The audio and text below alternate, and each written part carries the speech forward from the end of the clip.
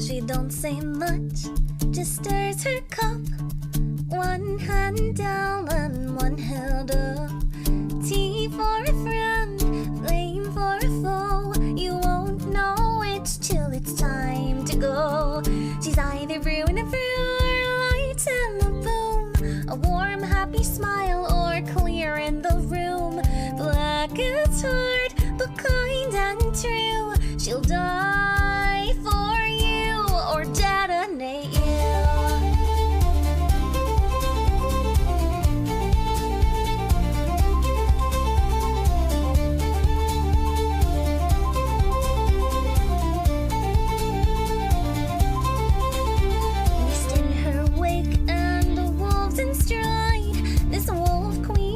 The tavern stands with pride, defends her friends to your doom. You'll smell the smoke before the bloom. She's either brewing a brew or lighting a boom. Steam from the kettle or fire and gloom. Soft and soul with a deadly tune. Careful now, brew or kaboom.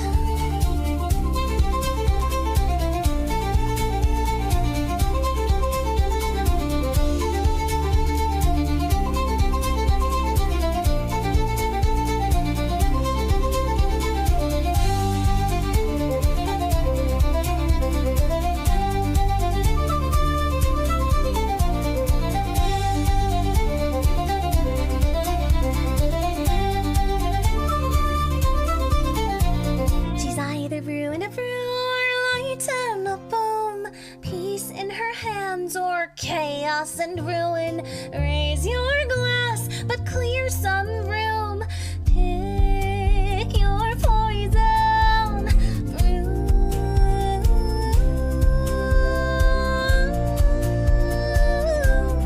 Brew or kaboom.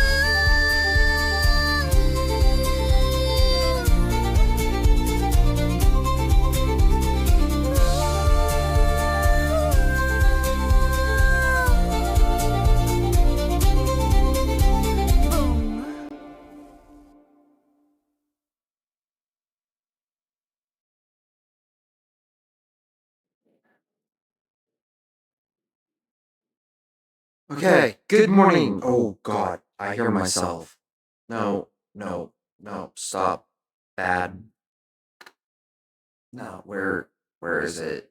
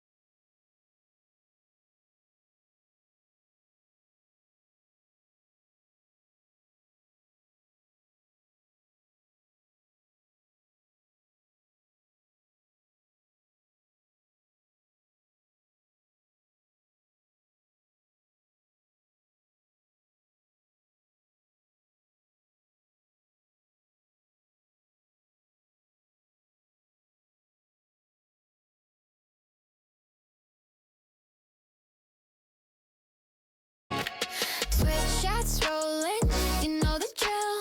Grab your bottle, refill, refill. Stand up slowly, stretch the spine, let the chat run wild. You'll be just fine. Time for drinks, bathroom break. 3 short minutes, that's all it takes. Live happy, lab assistance. Wait, your health is important, the experiments can wait. Time for drinks, bathroom break. Hit that mirror, splash your face. Live happy, lab assistance. Wait, your health is important, the experiments can wait.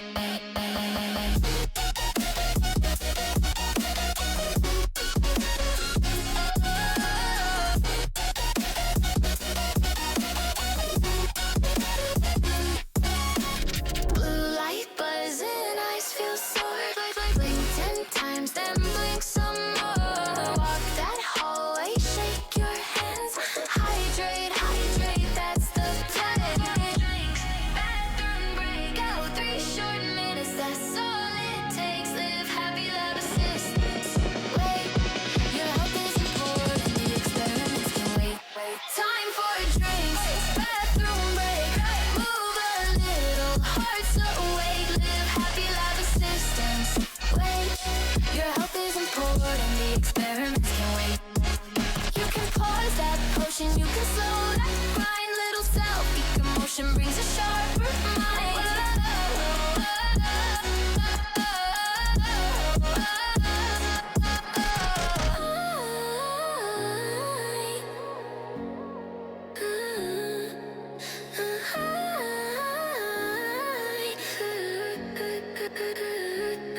Time for drinks, bathroom break. 3 short minutes, that's all it takes. Live happy, lab assistance. Wait, your health is important, the experiments can wait. Time for drinks, bathroom break. Breathe in deep, reset the pace. Live happy, lab assistance. Wait, your health is important, the experiments can wait. Cannons are not instruments. Yes, they are, and I'm going to use 21 of them. Tchaikovsky, no. Tchaikovsky, yes. Tchaikovsky, always yes.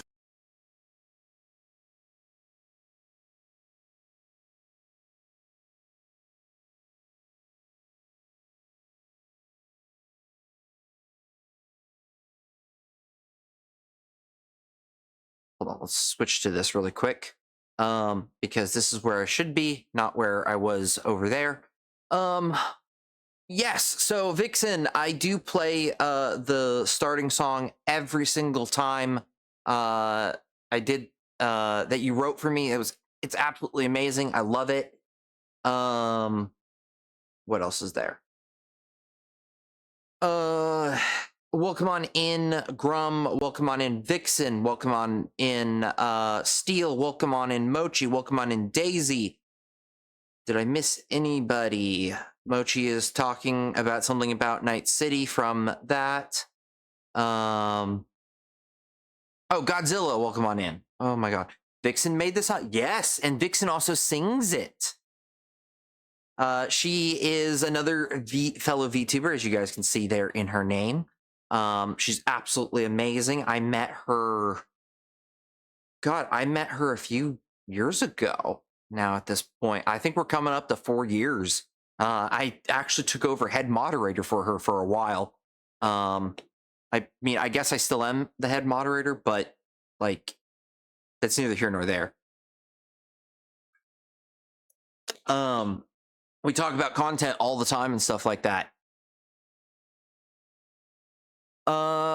Yeah, so on the note of stuff today kind of is I'm gonna show you guys what I've been working on, what I've gotten done, and best Yoda missed. God, what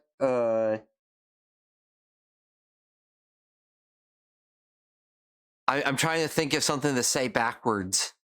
I can't think of anything. I'm not on the spot with that. But What else is there? So I'll show you guys what I've been working on. We'll be doing some planning. Hello Hey, there. Joe. Welcome on in. Jose. Thank you for the lurk, Steel.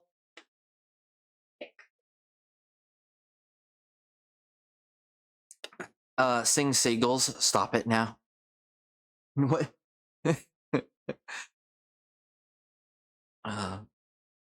Vixen, are you sleepy? I am tired. I've been working a lot. Actually, I'm kind of at the point. This is a very weird. Think of the head pats. Me sleepy after PT. Oh, I can believe that. Hey, Godzilla. What you knocking for?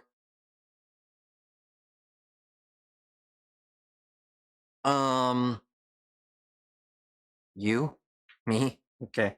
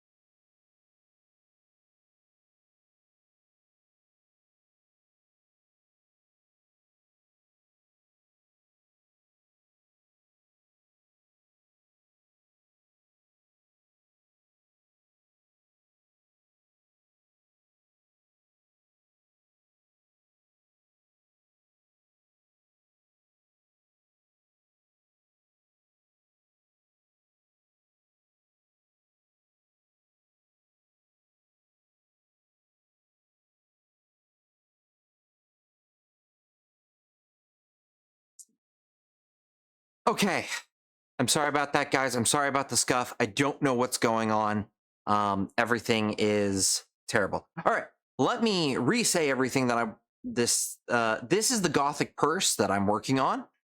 I don't know why, but Mike, voice mod, and everything has just decided to be like, no, we're not laying together. So I have to reset it. So I'll be 3D printing these. So I fixed, let me come over here to show you guys this better. So I've added a lip to the lid here, right along here. You can see it a little bit better over here. So that way it will fit properly on there and it won't slide around. I'll be selling these on Etsy's. Is this the Scully bag? Yes, it is. There will be a body cross chain that goes from here and then up, and then it will connect over here. I'm gonna use a genuine leather strap to hold as a hinge here, and then I'm going to use leather strips. Sorry. I'll use leather strips to connect the a buckle right here, so that way you can, if it's on your right side, you can lift it up, pull it up, lock it in. Now this is printed with hard plastic, so I'm planning to fill it with foam. So you're only going to get this half, but that will allow things. Thank you for the lurk, Vixen. It means a lot. So that's where I've done that. So as I've been working on this experiment to make Iron Mouse. This is just practice. I'm not actually selling these, but I eventually do plan to sell my model and other people's models if they allow me. Posed and 3D printed like this. So right now, this is me practicing building her. Right now, I'm just putting on her skin. Next, the plan is to, once I got this all ready to go and how I want it, I will then take it up to putting on her clothes, adding her wings, her horns, her hair, and everything. And it just takes time and process. I've also got my 3D view of it going. And yeah, so that's all that in the works. And okay, so today I was talking about this and I was muted. I'm going to start munching on the suspicious looking radioactive brownies. Oh, those aren't radioactive. They're... Never mind, don't worry about it. They're not laxative or anything. Wait, what? Who said that?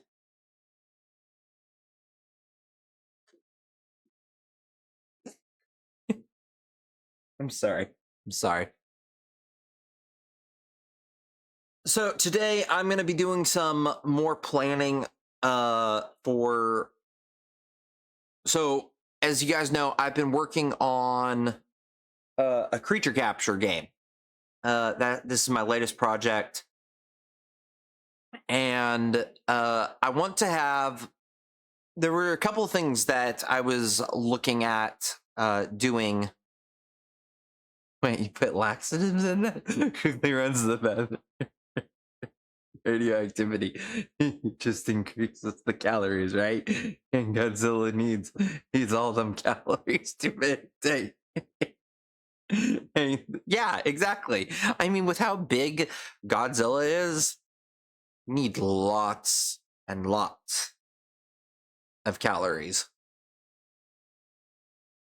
Probably why he destroys Tokyo so much.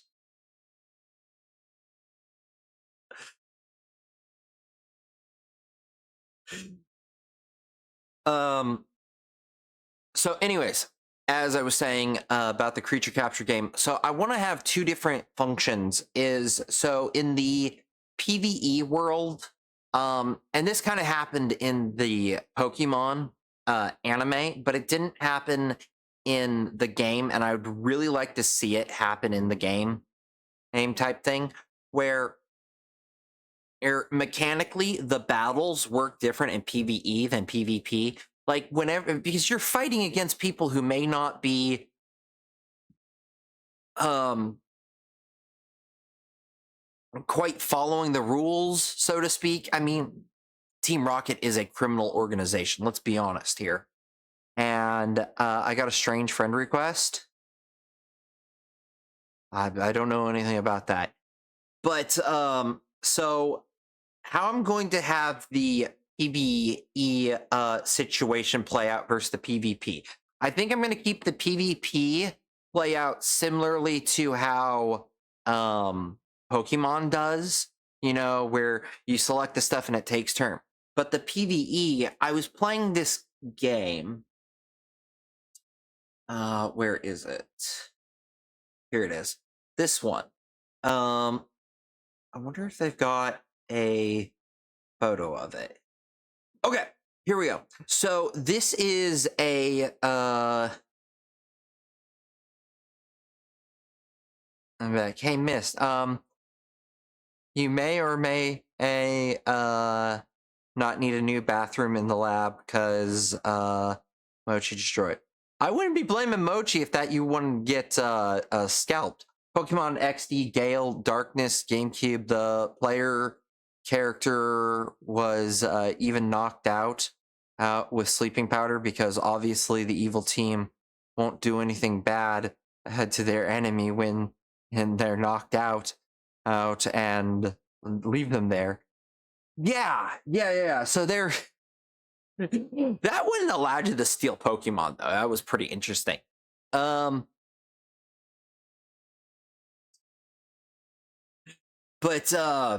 it was very specific Pokemon. So yeah, it this I was playing this game, and so there's this. It's technically an RTS, but everything happens in 5-second intervals, and I don't know if I can zoom in here well enough for you guys to see, But basically, you've got movement down here, and then if you dash, it takes up both the movement and the attack. And then you've got attack on top. And you can lower all of this stuff, and you move around the entire map. So you're starting here, and it predicts what things are going to happen and everything. I think that this would be really unique to have a three-dimensional map like this for battles. And not only are your creatures battling, but you might end up getting shot or something else, from the enemy team. I'm not really quite sure how I'm going to pull that off. But,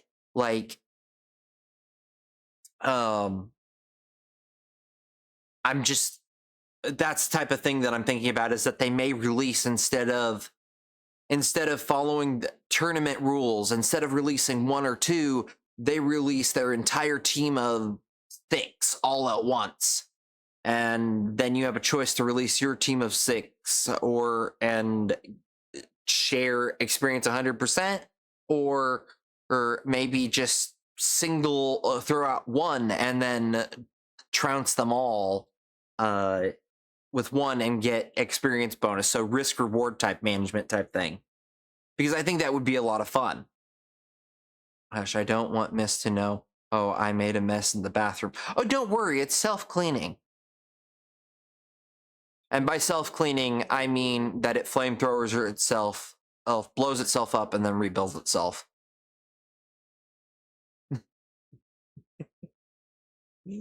And so that's kind of the game mechanics that I want. So that way there's 2 different game styles. So PvE, not everyone plays by tournament. I spelled tournament wrong. Tournament rules. PvP. Rules. And that way there's at least some difference between the two of them. So that's going to be one of the many ways that I'm going to try and set this game apart from others. Because I don't want to make another PAL World. I don't want to make another Pokemon. I want my game to kind of stand out on things that I like and how I would want to play the game. Also, I didn't mention this, and I really should have, because before I got into this stuff, but I'm printing. They're not there. They're not there either. Hold on one second, everyone. Collections here. I'm printing these right now, funny enough. So there's these things inside them that hold for moisture, and that's what you're seeing printing right now in the bottom left. And those are the last 4 that I need. So that way I can start storing my filament properly and not having... I had issues where my plate got completely gummed up and stuck. So that is been a really big pain for me. I'm still trying to clean that plate. I had to get all new plates. And I should have got spares anyways. But anyways. Let's see here. I'm in phase 2 right now, trying to build the core structure of the game. I haven't really done much programming on that side of things because stuff. I would like to. Which plate steals? I mean, if you want to stick your hand, what the heck just happened to my VTuber model? Hello?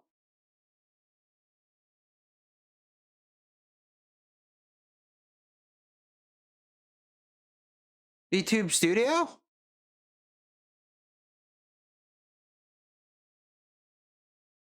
It's my...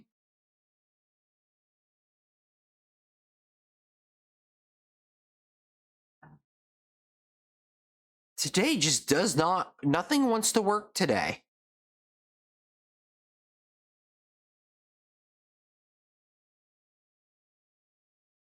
Okay, there we go.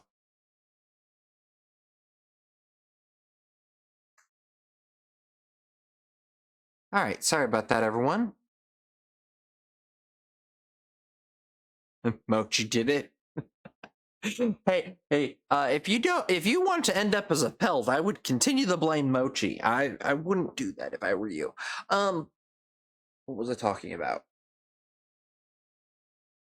Oh, so the other thing is that I really want to do with this game is I want it to be RPG, and I want RPG skills, you know, and stuff.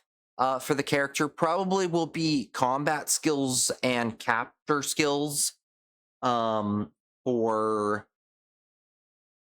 the PvE world, they're not going to be in PvP, obviously, because those are completely different things. Mist is too hot.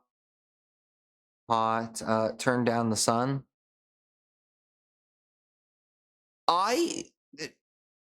Toko, I cannot control the sun. My cat has asked me to control the weather, the sun, and all the other stuff. I cannot do this. Okay, we've got a Yuri smash or pass up. One second while I do this. We have Liv Voda from Code Vein 2. I wanted to say vodka, and that was not right. Code Vein 2.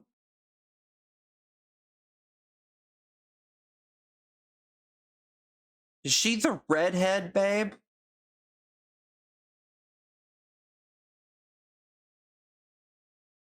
Or is she the white-haired? Because I got two different images there. Also, I don't feel the heat. Mist, use science. God, killed the hippos. No, we're not. Redhead, auto victory from me. Well, this isn't your Yuri Smasher Pass. Okay. So it's the redhead.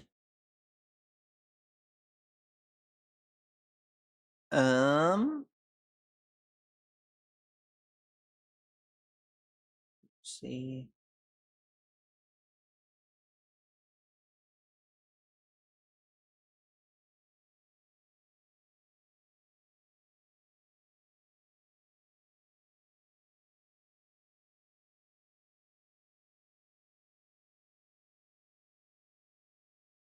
All right, so got one of them, and then the other one was who? I've lost it. Oh, there it is. Mask of Idris, or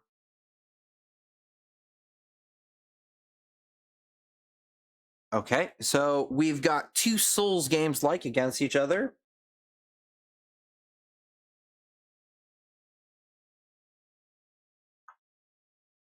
Elden Ring.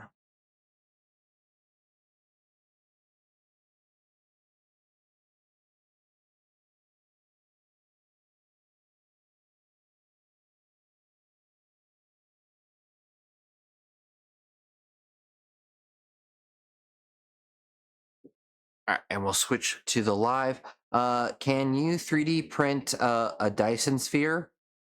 Would be pretty cool. I mean, I could 3D print a sphere.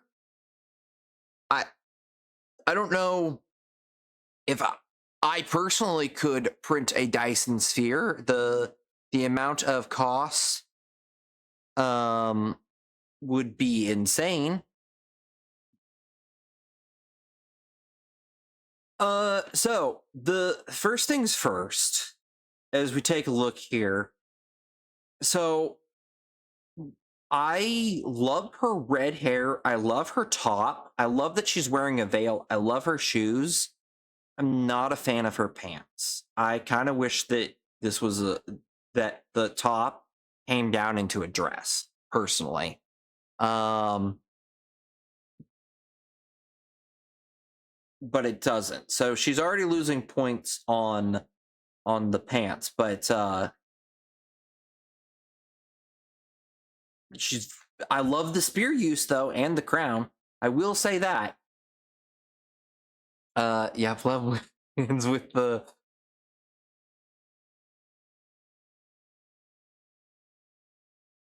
what's your fun fact, Mochi? Now, also the long hair. Love the long hair. We got another woman with very long hair. Really like that. I forget her story and everything. The pants are the skin of her loved ones who flatlined. It's not very fun for normal humans.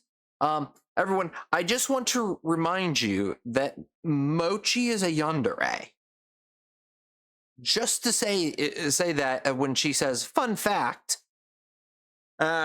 just kind of right. Just remember, she's a yandere. That's one hell of an update to your wardrobe. Yeah, it really is. I don't know. This outfit kind of reminds me of a goddess dress that you see on like Athena and Aphrodite in video games.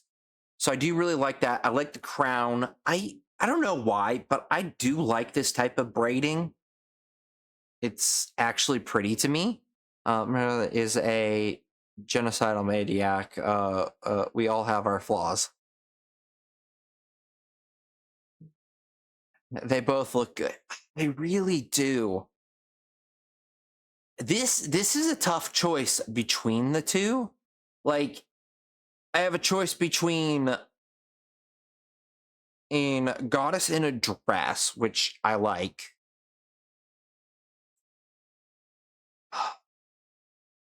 Okay, because height is technically part of the appearance.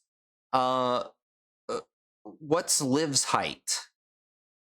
That might decide factors here, because tall genocidal maniac, i.e. Mochi, in my dreams, might just win it.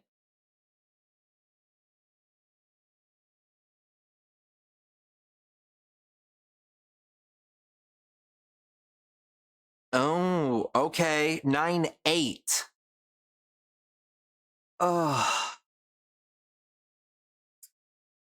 Yeah, there's more points over here than there is over here. So, this will be the winner. Yeah, I did just think of something. Hold on one second. Let me see if I'm logged in. A literal 9-foot goddess at a sin dress with boobs. You can get you lost in it. Or a gorgeous redhead head wielding a spear, who is also 9 feet. Lives not even in her full height. Oh. Let's see here.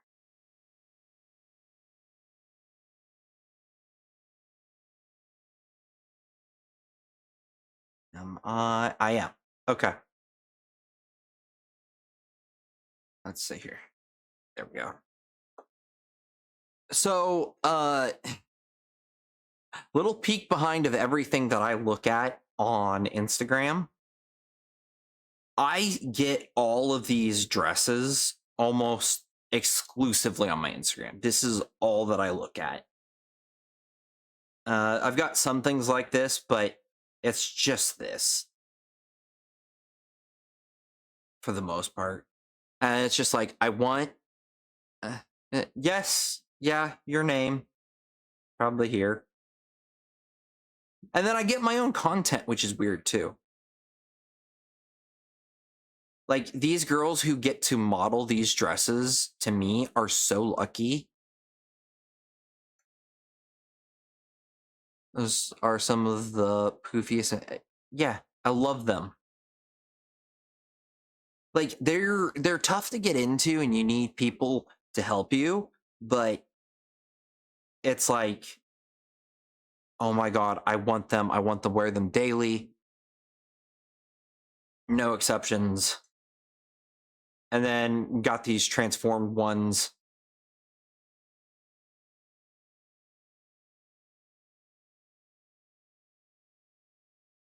Oh, Miss New Stream Game, great dresses. I mean, we could do that. These are also quinceanera dresses, for those of you who don't know, but like they're just so overly poofy that it's like, I love them. I can't get enough of them. All right, I need to stop. Otherwise, I'm just going to be looking at them all day. I mean, I might have to do that. I don't know. Well, I am doing some gothic fashion and stuff like that, but I may have Mochi, Token, and maybe even Vixen find dresses. Maybe even ask Daisy. And we'll do a day of once a month. We can probably do a day of rate the dresses. We can do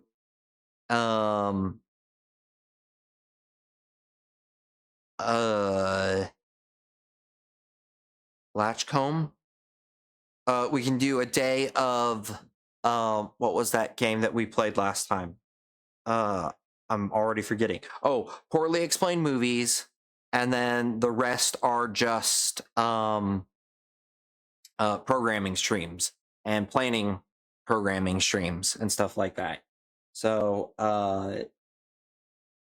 attack / defense skills, main character, and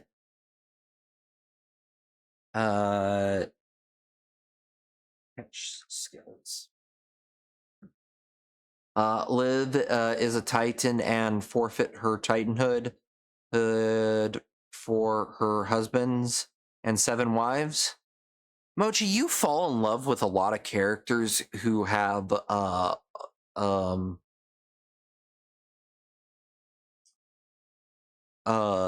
what is that? Harems. Like, you can definitely Vampire Bride outfits.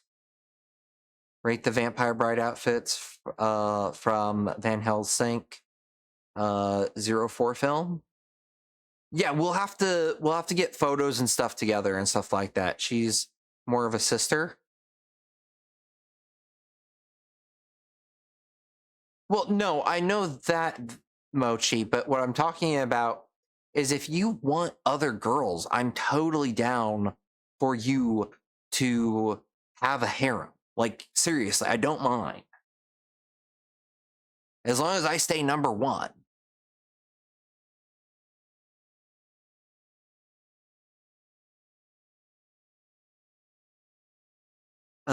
So these are PvE only skills, PvE only, because I don't want people using them in PvP and getting an advantage. Miss just saying she has me bound.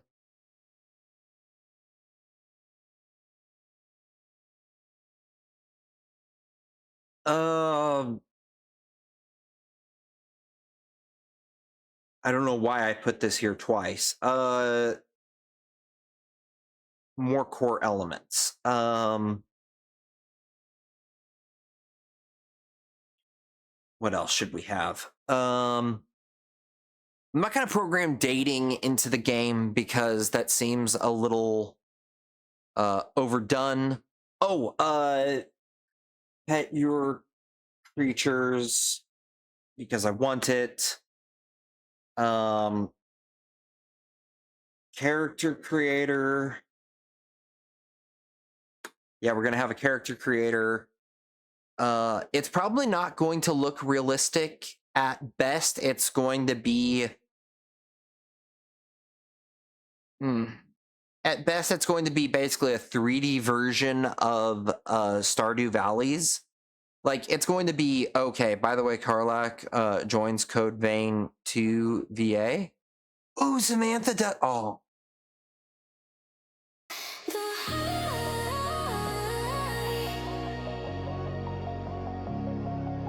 the high.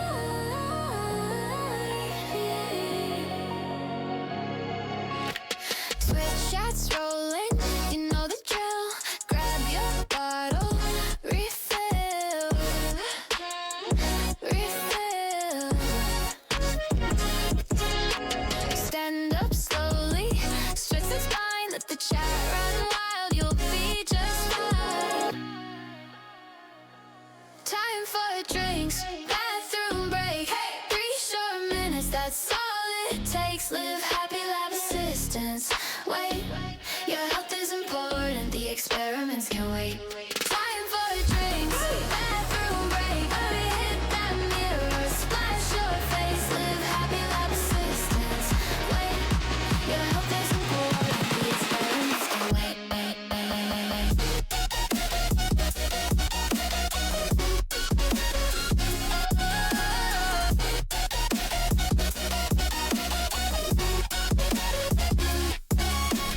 Blue light buzzing, eyes feel sore. Blink 10 times, then blink some more. Walk that hallway, shake your hands. Hydrate, hydrate, that's the plan. Drinks, bathroom break. Go 3 short minutes, that's all it takes. Live happy, love assistance. Wait, your health is important, the experiments can wait. Time for drinks, bathroom break. Move a little, hearts awake. Live happy, love assistance. Wait, your health is important, the experiments can wait. You can pause that potion, you can slow that grind. Little self, emotion brings a sharper mind.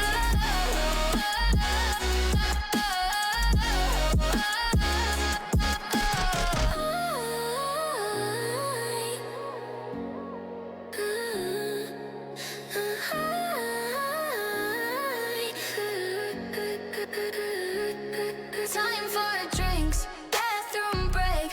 3 short minutes, that's all it takes. Live happy, lab assistance.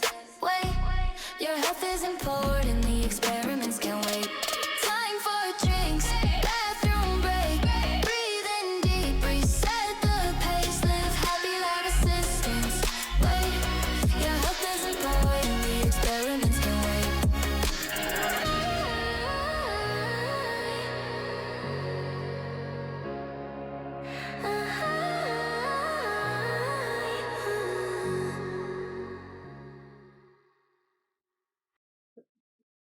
okay. Before I play the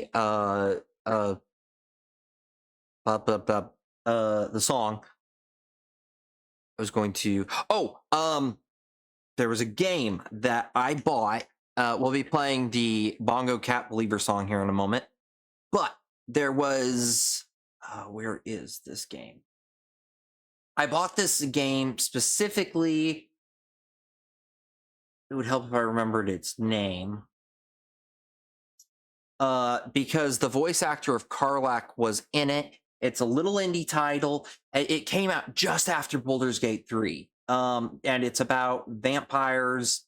And it's a really cute little game. I believe I've shown it to Vixen as well, but it was a single player game, so it's not going to be in there.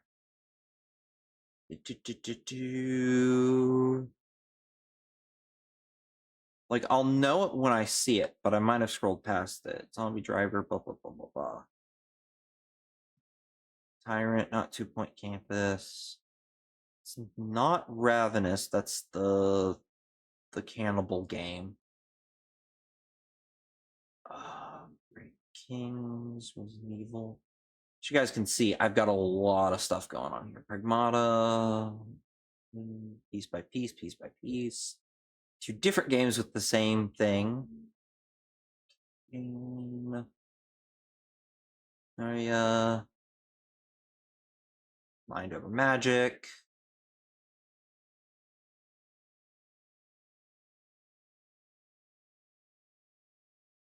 I know that's not it.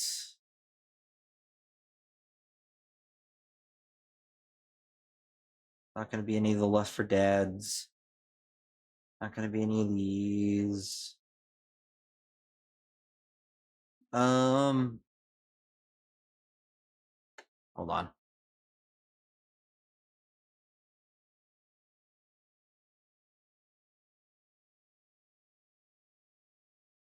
It's this really beautiful game. I wish I could just sort in my library. Come on. Can I?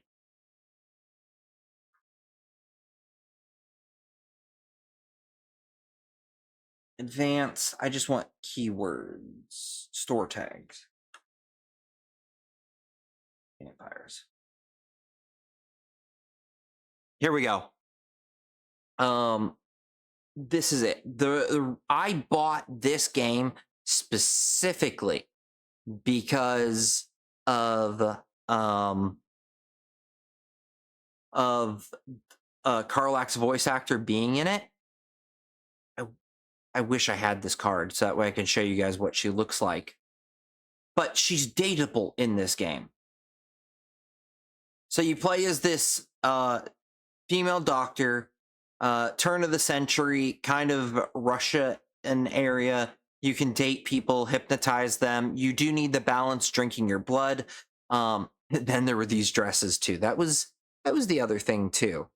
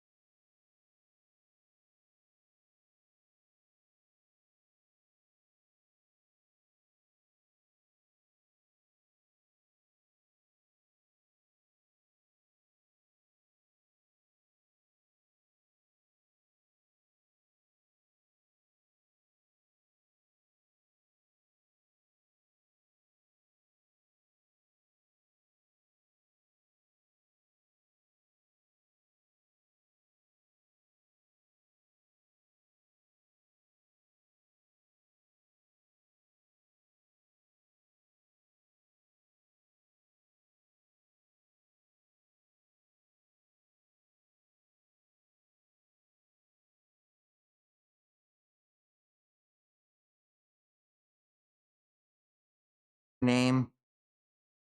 One more time. What kind of freaking curse is she going through?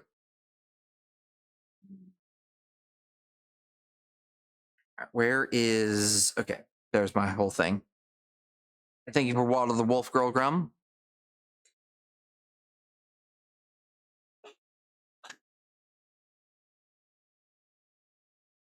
I did need that. Even her name holds great power. I mean, technically, all names hold great power. Why a lot of VTubers don't give you their real names. Heck, why you shouldn't give your real name to anybody. That's why I personally like nicknames and stuff, because that way... Oh, that's such a satisfying crack. Did you guys hear that?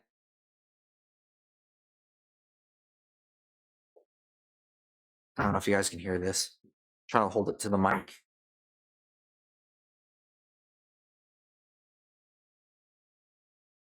Okay, lurking around every corner. It's not even so much that. Like, I personally don't believe in the Fae and stuff, but I've seen weird things out there in the world, and even in like the Bible and other things, whether you're a Christian or not, there is actual history in that, and there's stuff.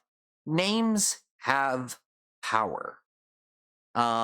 If you name someone, a great example, you name someone Elijah, a lot of times they get depressed, just like Elijah. Elijah was very depressed. He was a loner. He went out into the wilderness and everything. It's one of those things of like, you need to be careful what you call yourself, what you call people and other things, because I know this whole thing of, oh, sticks and stones will break my bones, but words won't hurt me. Words are the most powerful thing. That's why literally the saying is, there's a couple things. Is like, here in America, we have freedom of speech. That's part of our thing. But something that is not protected under freedom of speech is called defamation. Defamation literally is not protected because you're trying to hurt someone's career and all that kind of stuff. And most civilized countries have defamation lawsuits. Heck, India and China have them. They happen daily here in America too. I had someone who went around with one of my old VTuber personalities and started telling people that I was doing this stuff and that stuff that wasn't true. Oh, yeah. India, they get in fist fights. Like, it's pretty crazy. We're literally in democracies. Who gets the power to decide the word or by words and reputations? Yeah.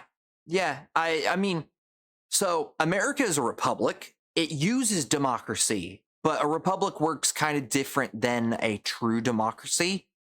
And if you read the letters, kind of not just the Bill of Rights, but the letters of our founding fathers here in America, at least. I know, Joe, that you're not American, but they actually talk about how democracy eventually devolves into how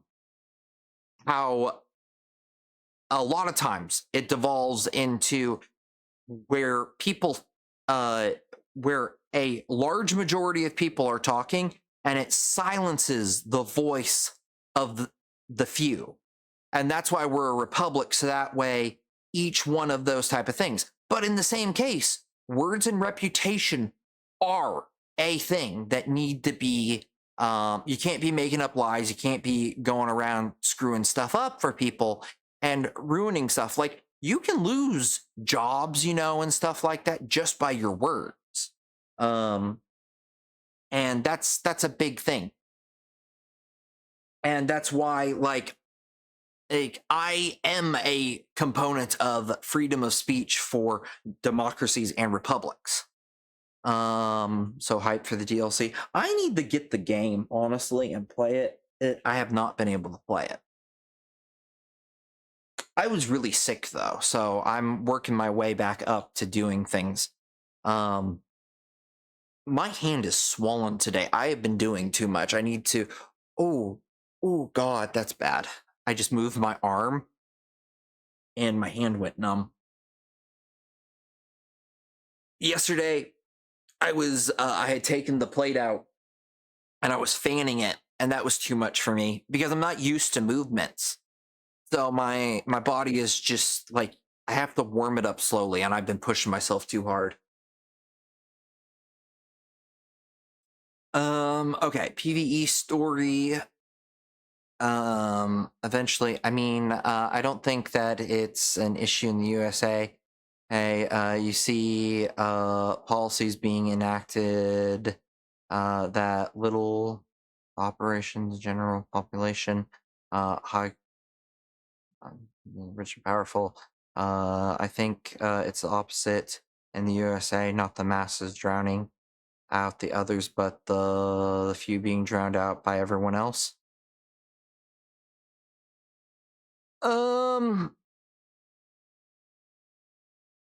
Not really, because when you go to vote, your vote is counted. That's the big thing. So it doesn't. Your voice is at least heard in your vote being cast. That's the big thing. We have other issues that definitely are there and stuff that need to be worked on, but every system has that issue. Policies being enacted have very little issue.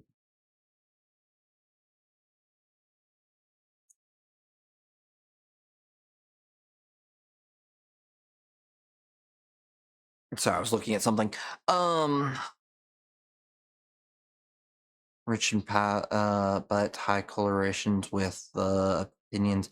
So one of the things that we're also well, no system that we're having problems with now is that, so I'm going to be honest with you, local elections are you going to add puzzles? I'm probably not going to add puzzles to this one.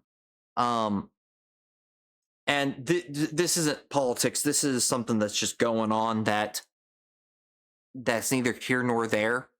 Just so that way people know about, is that local, for here in America at least, local electing of mayors and other things happens, and that's incredibly important.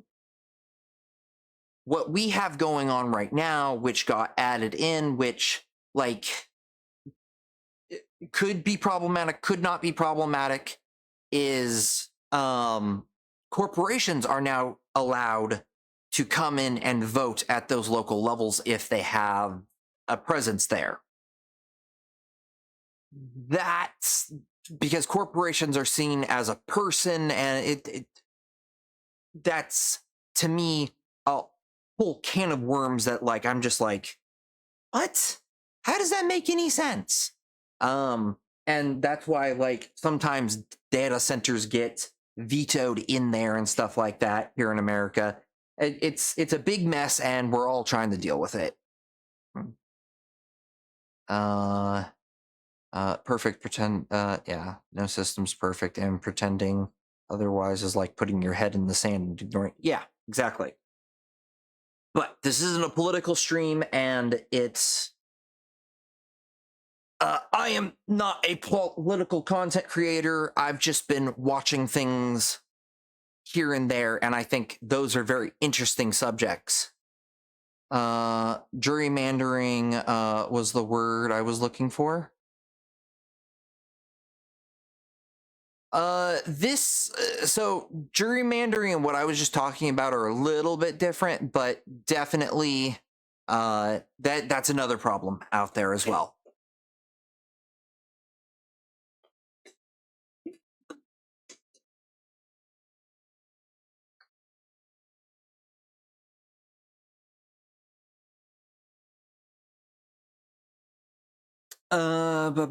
RPGs, pet your creatures, characters, PvE stories. So I'm thinking about this now about puzzles because Brum brought it up. There were those puzzle in, well, I call them puzzles. In the game is pretty ridiculous because so you either had to have a also thank you for Water the Wolf Girl if I didn't say that. So one of the Pokemon games, I believe it was to get Regigigas. I could be wrong, or one of the Reggies. Maybe it was the Reggie Earth one. I forget. But you walked up to this thing and it was like this secret language, and if you didn't have the booklet you couldn't decode the language, and it was actually Braille, and that's a terrible thing to put in your video game when you know Braille is read by touch, not that, which is kind of interesting. Oh god damn, and the stupid Reggie puzzles. Yeah, I was just thinking about that because you mentioned that. And I'm like, I don't want to do something like the Reggie puzzles. Could I do some other type of puzzle? I mean, like I've done, you guys have seen that I've done those Switch puzzles before. The Switch puzzles are pretty fun. To me, they're old school, and this game's going to be 3D. I don't know if I want to do 3D puzzle or Switch puzzles like that. And so my mind is going to the Tomb Raider games and even the more recent Tomb Raider games. Those puzzles were kind of fun. Also, despite them trying to just tell me the answers in the Ragnarok games, the God of War games, excuse me, not Ragnarok, God of War games, the recent ones. Those ones were a lot of fun. I do like puzzles, but you got to do them right. Is like, I like to sometimes struggle with my puzzles, like as I'm looking around going, man, what's this? What's that? Like one in Baldur's Gate 3, and you may not have, literally as soon as you said, tell me the answer, I thought, I've got it. Yeah. So Baldur's Gate 3, you guys may not have found this place, but in Act 3, outside of Baldur's Gate, there's a well you can go down in. And inside this well, you actually end up trapped. You can't go back up the other way. At least you couldn't back at the time that I was playing it. And there was a wheel on the far side. And I was like, how do I get over there? Hi Taka, welcome on in. Because you can't walk over. I tried to fly, you can't fly over to do it. I'm like, man, how do I do this? And this is my first playthrough. And eventually I figured out you take a bow, or you shoot the thing, basically. I think you can actually use a cantrip too, but I finally fired a bow out of frustration at it, and it unwound and let me out, and I was like, that's so cool! And I'm kind of wondering if I should add puzzles like that, because those are a lot of fun. And like that was an optional area. Like I did not need to go down there and do that.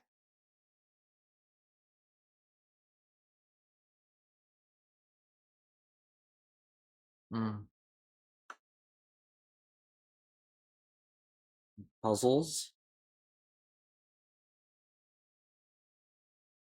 Avoid God of War.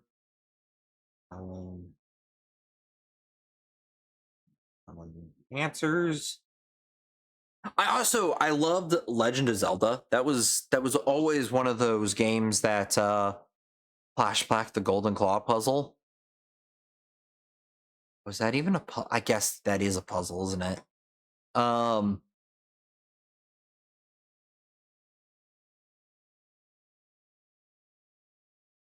yeah, yeah. I did enjoy that too, I guess. But I've always loved Legend of Zelda games and all of their puzzles. Like those are some of the best memories in my mind. Avoid God of War, telling the answers, and Reggie puzzles.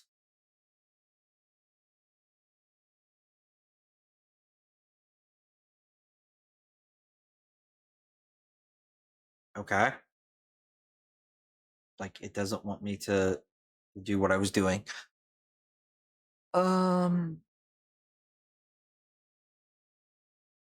What else? PvE, character creator, PvE story. Oh, I remember. Breeding creatures. So the reason I want to include breeding creatures is I know this is gonna sound weird, but this stream is not brought to you by Vault Tech. I love saying that on you guys. Because you guys love it so much. By the way, if we ever hit 1,000 followers, I will play the original Fallout on stream. And then if we hit 500, I will be playing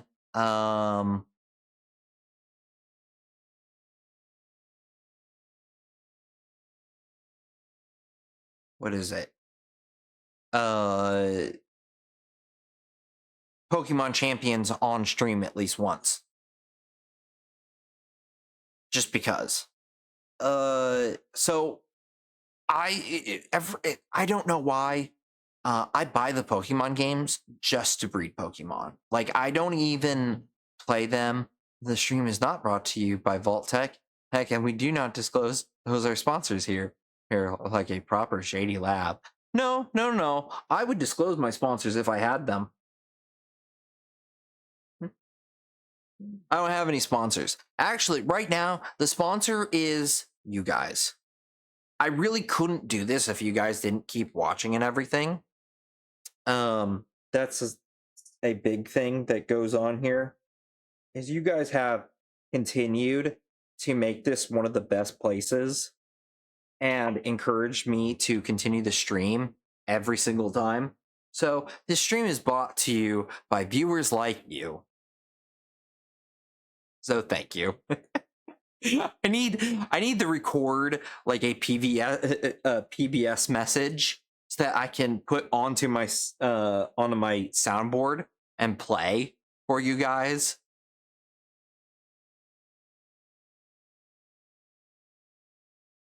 Oh, this used a completely different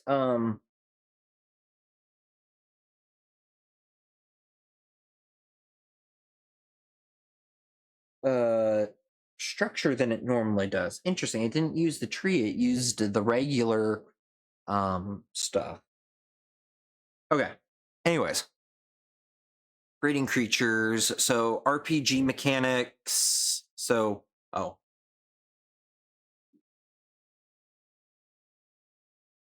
pet your creature, character creator, PvE story, puzzles, breeding,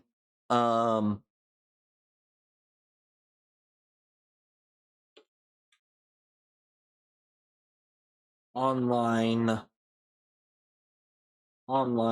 PvP for competitive and verse friends. Indeed, as your sponsor, I would like 1 million dad jokes. Thank you for the head pats.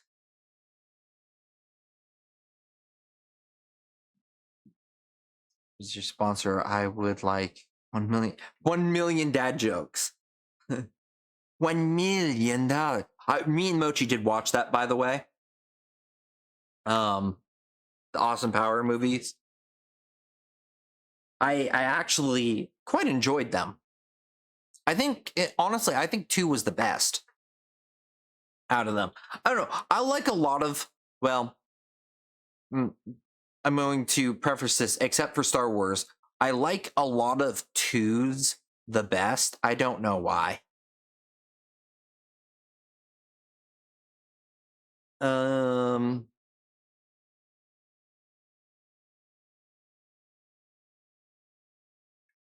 So, does anyone remember in the original Pokemon when you meet Surge, who's a typical American? Let's be honest, he is American. He's living over in what's close to Japan, and he's like American. Older movies really did sequels well. There were some that didn't, but there are 2s that I like. Okay. My favorite movie of Star Wars of all time in the 6 movies that exist, because there's no others. There's the Clone Wars, those exist, but there's no other movies. And I will die on that hill. That is a hill to die on. Something that I really liked about it was is episode 6. That's my favorite. The New Hope is my second. And then when we rewind to the prequel trilogy, which I don't think is a terrible trilogy, I'm going to be honest, I think it's good. It's band defense here not to have Star Wars. I saw Clone Wars TV show though. Oh yeah, Clone TV show was good. It's not a bannable offense to have not seen Star Wars. If you haven't seen Star Wars, that's okay. I'd recommend it, but only 1 through 6. But I really think episode 1 of that trilogy was the best. As much as people hate on it and everything, I think that was the best one.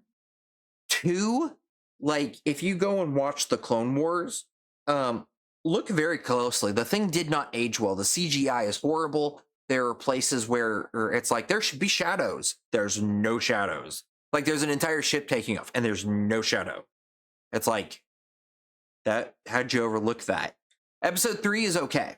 So when I say 2s, a lot of 2s are good ones. There are some modern movies where I think the sequel is better than the prequel, or than the sequel, or the original. Actually, one thing that I think would have made the Pirates of the Caribbean movie better, they cut it out and it's a deleted scene, is in the Dead Man's Chest, the second one. I believe that's the second one. Captain Jack Sparrow and the second guy who showed up to chase Captain Jack, and they like know each other. Well, in this deleted scene, Jack is revealed to have been part of the East India Trading Company captains. And it's revealed that the Black Pearl was burned. He burned it himself because that was a slaver ship, and he didn't want to transport people. And it's like, that would have made the movie so much better, and we know so much more. Really upset me to find that out. But you can find that in all that type of other stuff. There's a lot of things where the seconds take the original's idea and they just run with it. Something that I really like. And that's why a lot of times, too, is like I feel like games and movies have a hit or miss thing, is like, if you stick to the original idea and then just expand upon it, it's going to be freaking fantastic. It's like I think the second generation of Pokemon is probably one of the better things where they just expanded upon it. Like, the original is great, but second generation was probably the best moving forward, and now we're into this newer generation that needs competition so that way it becomes good again. And that's why like I'm with Pal World and stuff. Anyways, kind of on the story subject idea here, which is what got me off on that tangent, was it's kind of revealed through Surge in the first game, and subsequent games when you see him, is that Pokemon were were weapons of war with on the battlefield and everything. And I was there's part of me thinking of this starts out as kind of a world at war thing with these battle creatures. But then, you know, I thought about it and I'm like, that seems a little too cliche with stuff like you see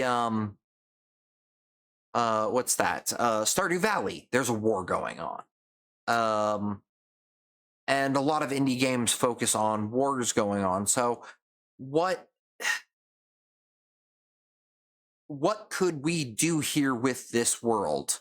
Another thought, you know, that I had was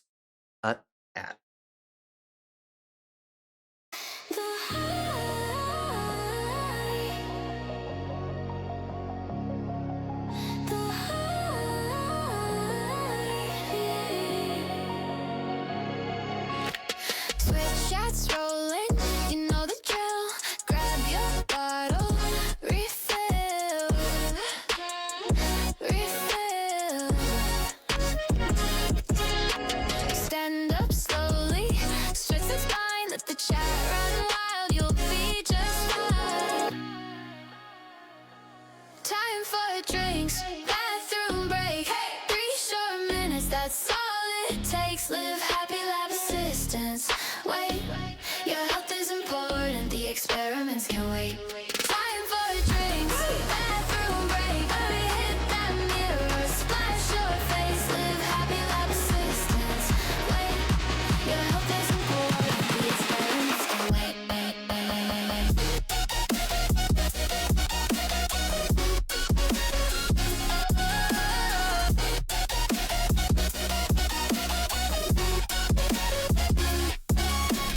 Blue light buzzing, eyes feel sore.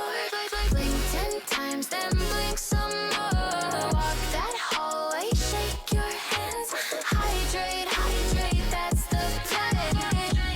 Bathroom breakout, 3 short minutes, that's all it takes. Live happy, lab assistance. Wait, your health is important, the experiments can wait. Time for drinks, bathroom break. Move a little, hearts awake. Live happy, lab assistance. Wait, your health is important, the experiments can wait.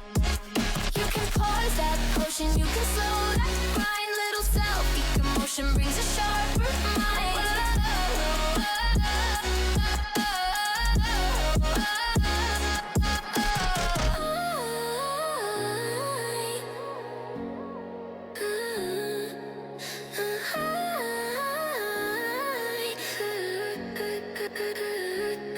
Time for drinks, bathroom break. 3 short minutes, that's all it takes. Live happy, lab assistance. Wait, your health is important, the experiments can wait. Time for drinks, bathroom break. Breathe in deep, reset the pace. Live happy, lab assistance. Wait, your health is important, the experiments can wait.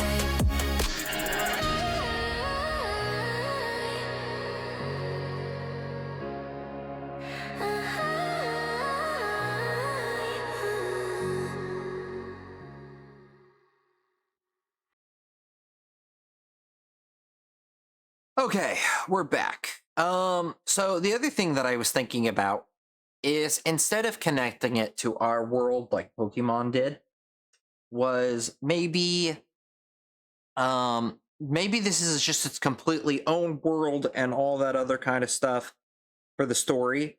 And I'm not sure how the character will get tied into it, but or maybe they're just isekai to this world. I do love me a good isekai. There's some really terrible ones that I end up watching just because, but there are some really good ones that it's just like, ooh, this was fantastic. And I know a lot of people are like, oh, isekai's played out, it's not enjoyable anymore. It all depends on the writing and who's doing it, and not everything is supposed to be for everyone. One of my guilty pleasure animes to watch, funny enough, I love trashy mangas. Yeah, one of the ones that I actually like and enjoy, and it's probably the worst of them, is Stuck in Another World with My Smartphone. Like, it's terrible, but I do enjoy it.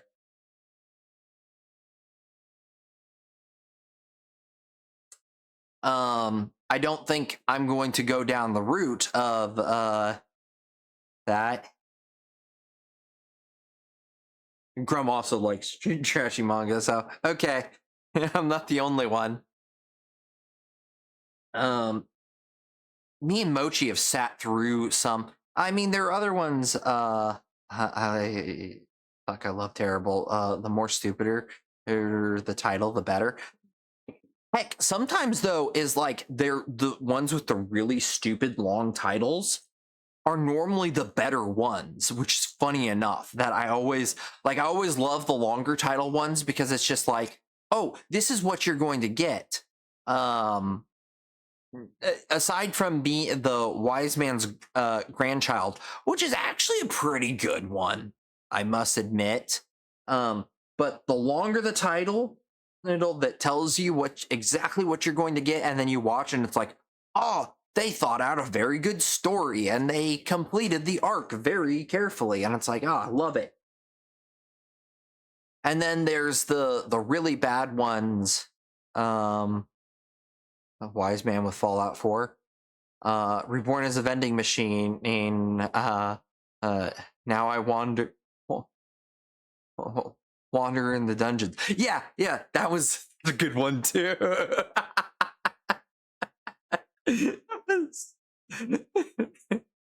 The vending machine one was fantastic. I was like, oh, this is a great take. Like, the characters have flaws that they need to overcome. I don't really watch many trashy anime or manga, but I do read fantasy stories, and a lot of them are not amazing, but still fun for passing the time. One of my favorite book series, and I was talking to someone about it recently. Actually, I was talking to the D&D group with Mochi about it.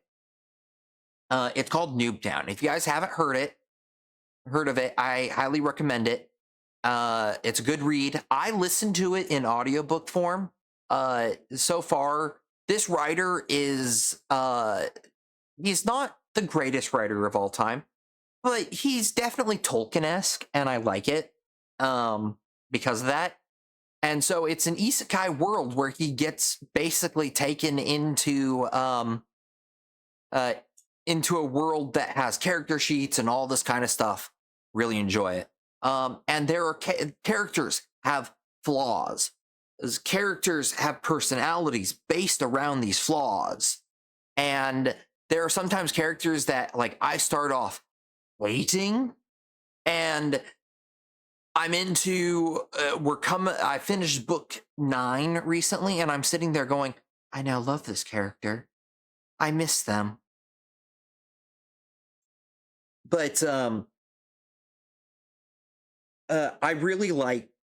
liked the vending machine one. They had flawed characters, so it's like, oh, okay.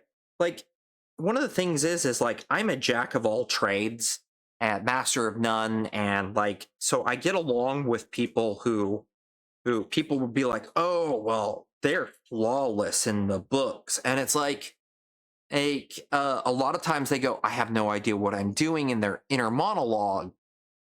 And that's a lot of times how I do things, is like I may project, but I know what I'm doing, on stream, guys, I don't know what I'm doing. I never know what I'm doing. I'm surprised you guys come here and watch me, honestly. And so my character flaw is I know too much and I look like I know what I'm doing. I don't know anything. I think for the past 20 minutes, I haven't. All my favorite screamers are scuffed as fuck. I'm not even scuffed right now. That's the thing.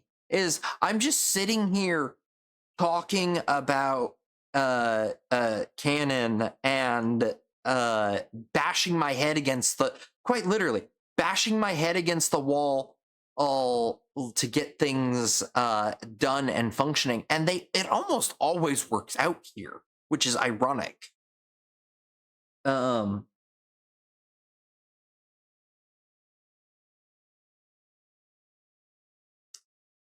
Like for the last 20 minutes, as I'm trying to work out these ideas as I'm talking to you guys, literally, I haven't typed anything. I have been in removing the supports from these things that I just printed. That's what I've been doing while I talk to you guys. Nah, the talking trash Amanda, now I'm hooked. The other thing too is like the stuff that people go, oh, it seems so trashy. Honestly, I think turns out to be the best because of these character flaws. Because, like, if you go back, read Lord, and you're reading Lord of the Rings, nobody is perfect in Lord of the Rings. Let's be honest, nobody. Frodo is too nice, even though he's seen some absolutely horrendous stuff by the point of getting to what's the Mines of Moria. By that point, he had seen so much, he'd been stabbed and all of this, and he's like, I'm gonna be nice to Gollum. I was like, bro, a lot of people would have been jaded by this point. Like, that's impressive. And the reason he separates from the Fellowship is because he's too nice. He's worried about them getting hurt, more people getting hurt and stuff. And so that's what I like about some of these like really trashy ones with the long names, because they definitely play into the flaws. Now, some of them don't, but a lot of them do. And I enjoy that.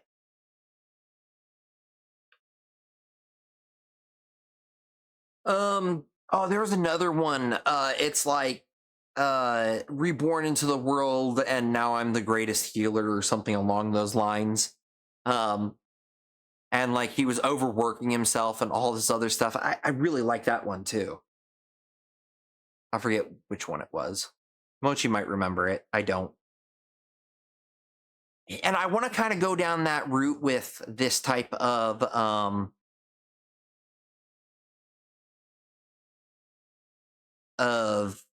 maybe story. I'm not sure if I want to go down the route that it's an isekai per se, but maybe something along those manga and stuff that have the absolutely ridiculous long names. Heck, maybe just to pay homage, because right now I'm calling this game Color Wars. Maybe I give it a long name. It's Color Wars in the fantastical realm. The beasts of color that do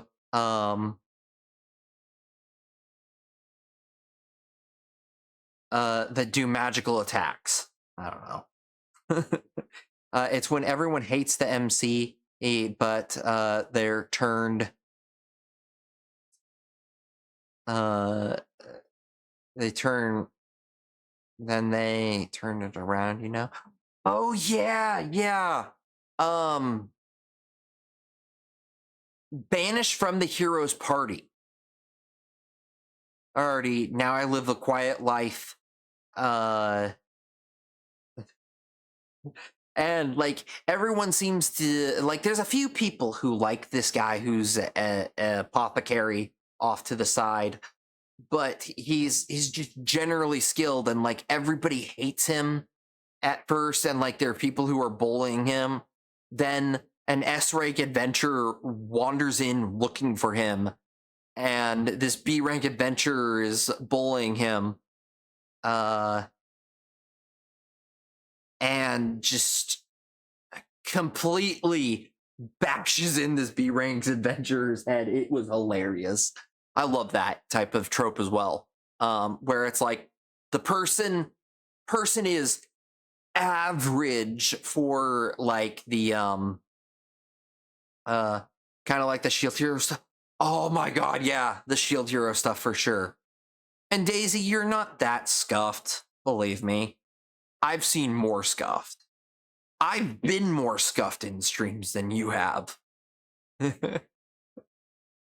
At one time, one game was so bad, though the hero needs to deal with other heroes being stupid, what I understand. Yeah, no, they're really, really incredibly stupid. Birthday gift looking good. Wait, is it Daisy's birthday? Happy early or belated birthday if I didn't realize it. I'm so sorry.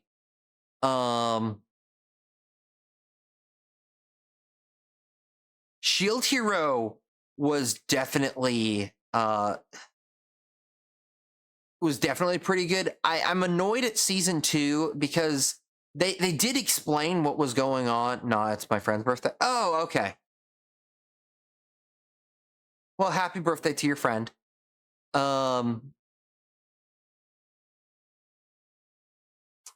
In season 2, they quickly explain what's going on with the new timers that showed up, and people go, "Oh, I didn't see anything about it, so it must not have happened." It's like they glazed over it so fast. It's like they condense stuff so much that it was like, whoa, pump the brakes. You got to let people process this information.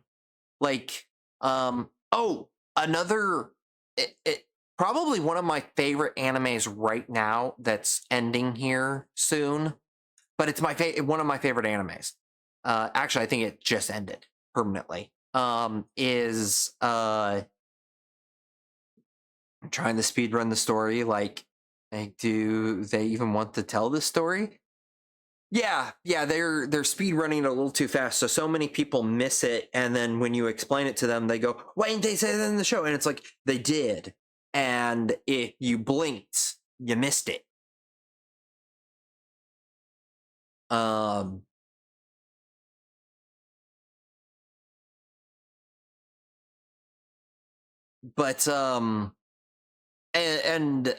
It's like those entire episodes felt like they were 2 or 3. Now, a good anime that feels like 2 or 3 episodes condensed into one, and they go in like 30 minutes, and that I really like, is Dr. Stone. JK readers not having the ability to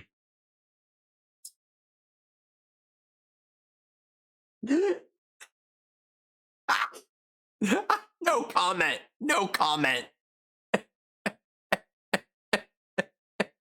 No comment. I can't.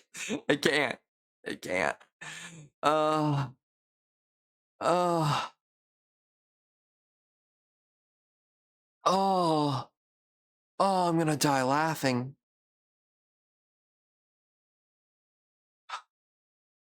But Dr. Stone, you watch the first season, and it's like, oh my god, so much happened in episode 1, 2, and 3 that felt like an entire season, and you're like, wait, I've only been watching for an hour and 30 minutes. What? And it just keeps getting better and better. I actually really like Dr. Stone. I'm sad that it ended.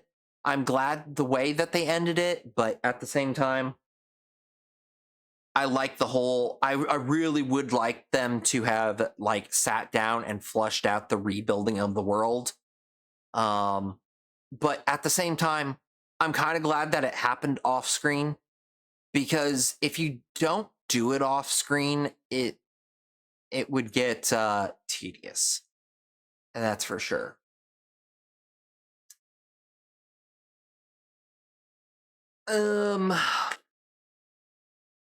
I may want to do.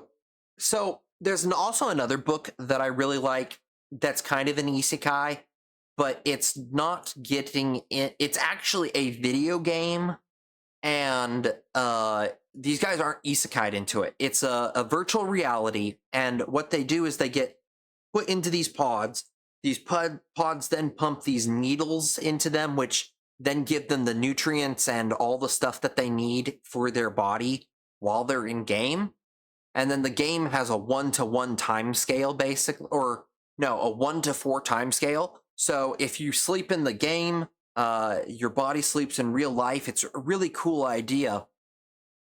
But as they get into this world, it's like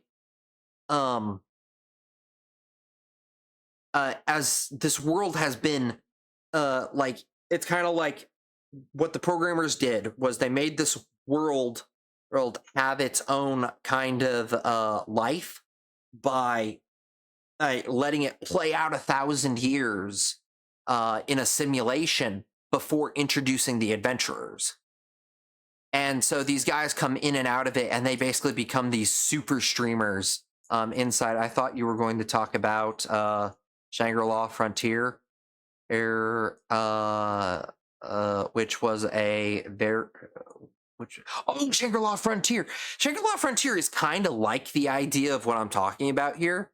But in this world, because of this, you're not eating per se, but you're being put into these pods, which they're also working with medical for people who are having like problems with their bodies, which is really cool.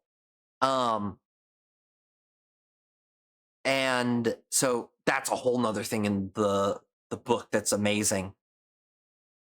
But they lose weight and stuff like that. Maybe I want to do something along, make a large... Actually, having the blank places is so much better for lore building, like Shangri-La Frontier does. Is like Shangri-La Frontier like has a bunch of like people who are trying to tell a story, but they're leaving a lot of blank spaces in Shangri-La Frontier.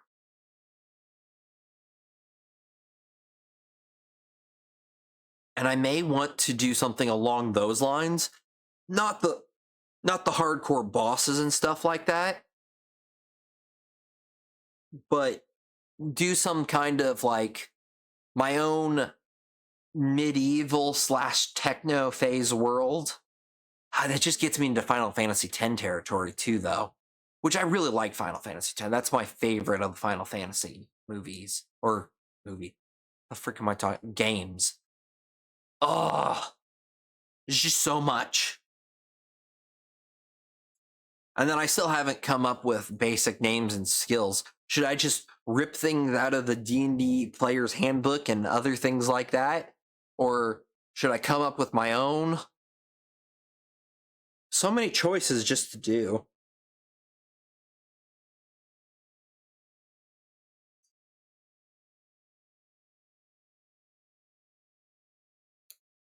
Oh, that was satisfying.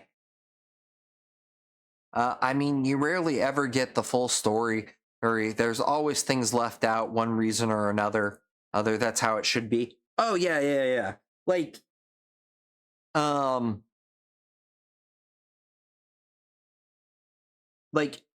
there's good reason to like know about it yourself, and to kind of flesh it out, but a lot of times as a writer, a lot of people get like just bogged down in explaining everything. And so I'm kind of tempted to go the minimalist route and not go into extreme detail, and just like, so that way people have like stuff that they can theorize and play around with, especially if I'm going to have people putting in their own creatures and their own type of stuff out there. And maybe I'll give them like high-tech labs and other things that just like have no explanation for. I think that might be a lot of fun. Like, take Skyrim medieval level. Maybe Skyrim? No. See, now I'm kind of torn. Maybe not Skyrim. Hold on. Settings. So not Skyrim or Japanese. Medieval Japanese. Is medieval China. Like, there's a lot of interesting stories. Heck, there's a whole anime that follows along the whole uniting the country playbook, which I really do enjoy. I wish season 3 would get translated to English so that way, but really take Chinese inspiration, you know, of like apothecaries, stuff like that. Discovering, interpreting, and theorizing a story is way better than being listed to you. Yeah. So I don't know. I think that would be like, God. Let's see here. Ancient Chinese cities.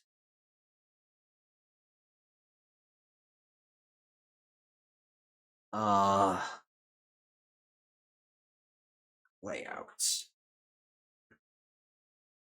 So, number one, the reason I would do this is because the reason I'm thinking about this is these type of layouts, as you can see, there's a couple of reasons for this in real life, and but I'm not looking at doing that. The reason I'm looking at doing these is early Subnautica, where people were finding structures and artifacts. Yeah, something similar to that, but I'm thinking of a Chinese setting type of thing because of, I mean, look at this. I don't know what any of this says. I hope it doesn't say anything bad. I hope there's not a slur or something there. Hopefully it's not. Well, let's just pretend that there isn't if someone wants to. But the reason I'm thinking about this is it's laid out on a grid. It's a beautiful grid. And this will be easier for me to draw and design and program, you know, and stuff like that than other things. And not only would I have this type of structures around like this, but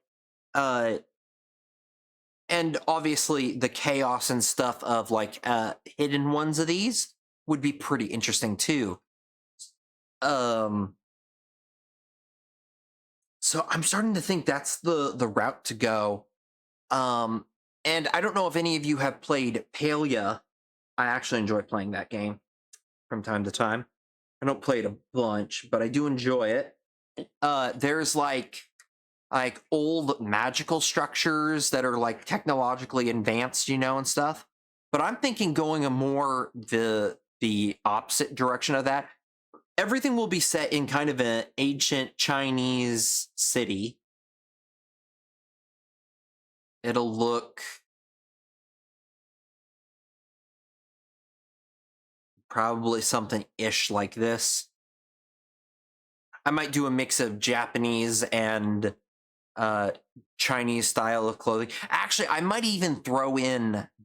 No, what I think I'll do, okay? This style of city, but all the women are wearing like men and women are wearing like Victorian clothes. I think that's what I'm gonna go with for looks. Hello, welcome on in. Kitty of the year.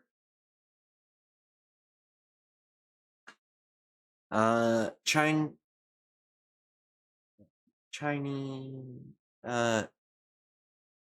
Chinese buildings.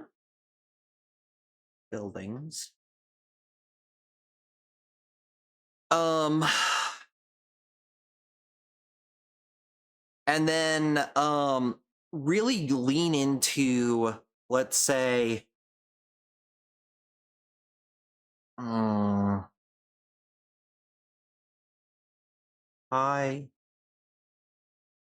super high tech sci-fi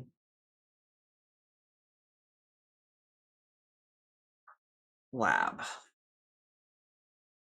images. I want something that, like, in its prime. Oh,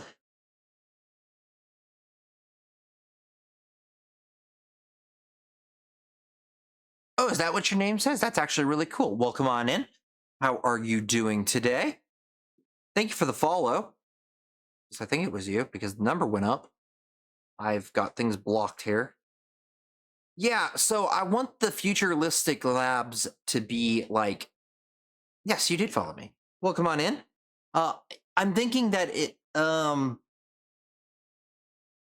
something probably more like my background, honestly. Let's see here.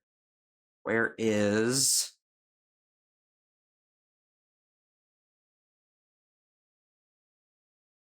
That's print presser. It's not it. Stop. Wolf adopt. Where are my backgrounds?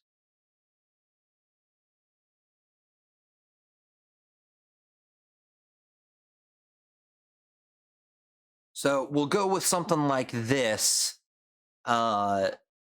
To be like under the cities and as people explore and stuff like that. So Chinese in a futuristic in the same setting. I'm interested. Yeah, so I'm building a creature capture game. And so reminds me of the TARDIS. Kind of why I picked it. I'm a big Whovian. I don't really care for the newer stuff, but I've always loved Doctor Who. Like Pal World, yeah, something similar to Pal World. I wanted to do something more competitive, so I did. I do have some of this already done. Where is Godot?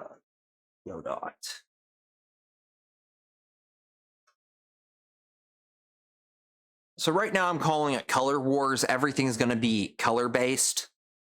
Currently, I don't have this all set up properly. I wonder if it'll run. Ah, there we go. So it did do the things that it was supposed to do there. So that's good. But I wanted to make it more, so I want to do PvP, PvE type thing. So the PvE will be set into this world. And then the PvP is going to be competitive. Trashy Manga, Doctor Who, what a goated person you are.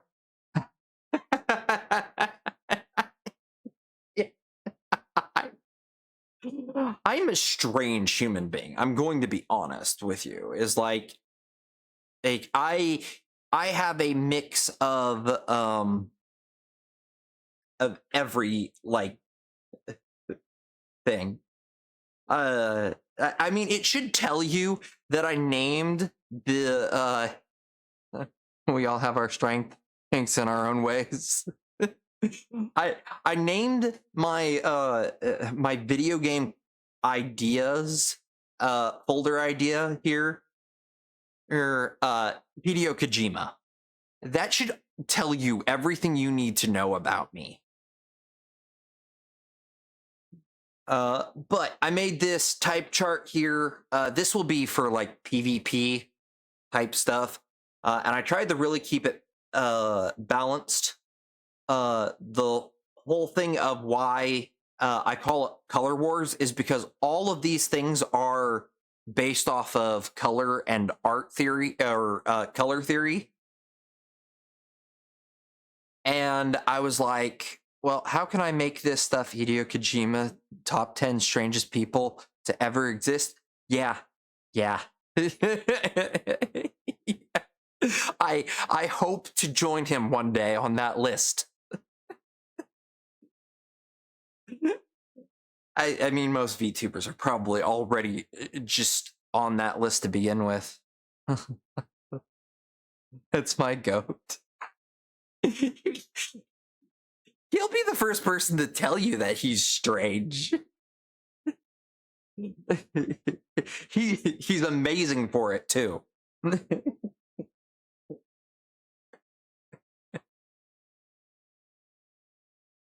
Oh.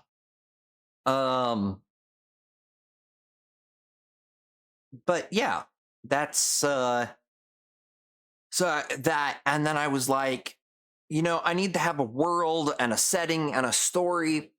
And I'm kind of thinking along the lines of, first I was thinking isekai, but now I'm kind of thinking about, I'm still sad Hideo didn't reprise his role all as Hideo Kojima?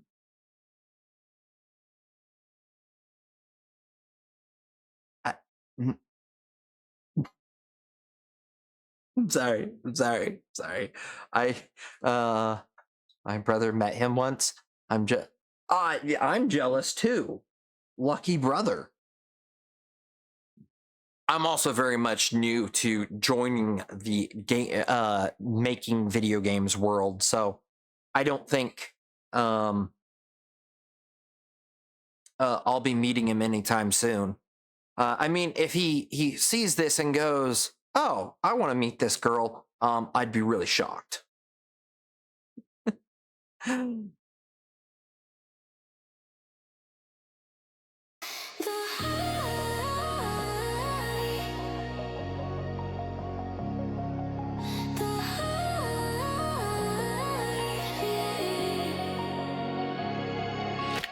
Switch shots rolling, you know the drill. Grab your bottle, refill.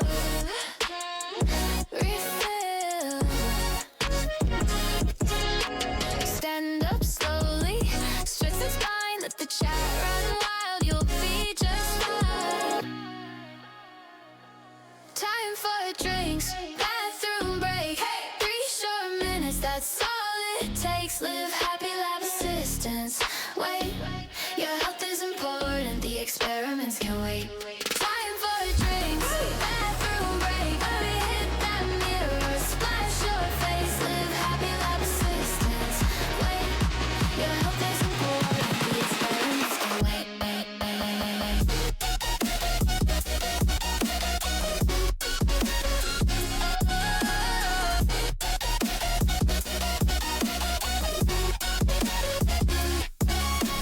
Blue light buzzing, eyes feel sore. Blink 10 times, then blink some more. Walk that hallway, shake your hands. Hydrate, that's the plan. Bathroom breakout, 3 short minutes, that's all it takes. Live happy, love assistance. Wait, your health is important, the experiments can wait. Time for drinks, bathroom break. Move a little, hearts awake. Live happy, love assistance. Wait, your health is important, the experiments can wait. You can pause that potion, you can slow that grind. Little self-peak emotion brings a sharper mind.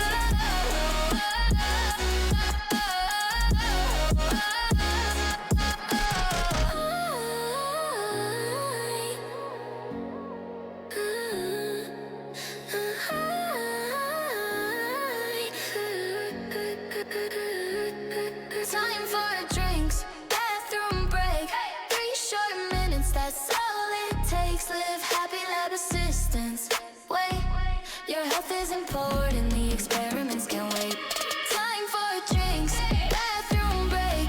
Breathe in deep, reset the pace. Live happy, loud assistance. Wait, your health is important, the experiments can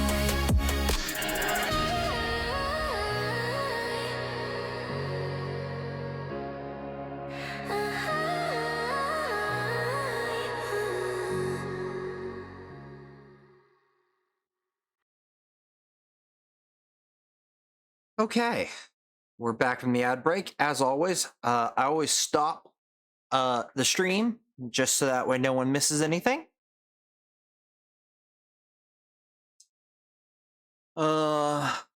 So setting Chinese buildings, super future.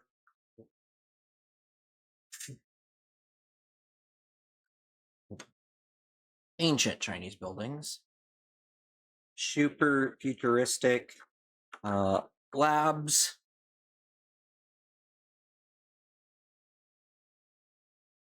There we go. Super futuristic labs. I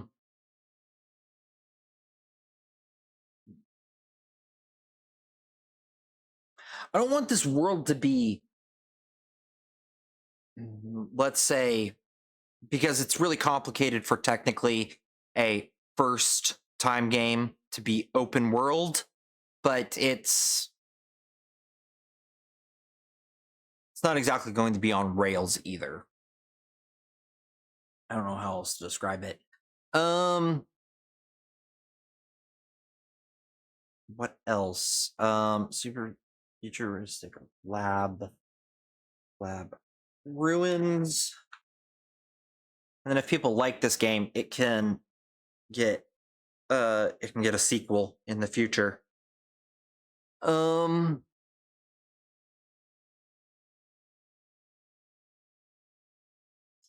think probably so semi-open world, like the zones that were open but connected between them are more restricted or something. Maybe something like that. Like you'll probably be able to walk around the city. You'll be able to go back to places that you've already visited. Kind of like the old routes in the original Pokemon games, but instead of it just being like the small little maps, they'll actually be pretty big areas that you can walk around, explore, look for stuff. Stuff like that. Kind of like their if anyone remembers, like the forests in those games can sometimes be kind of large. They're not super large, but they're kind of large areas. Something approximately that size. And I mean, because this is going to be a computer-based game, I can probably make them quite a bit bigger. But to a degree and everything.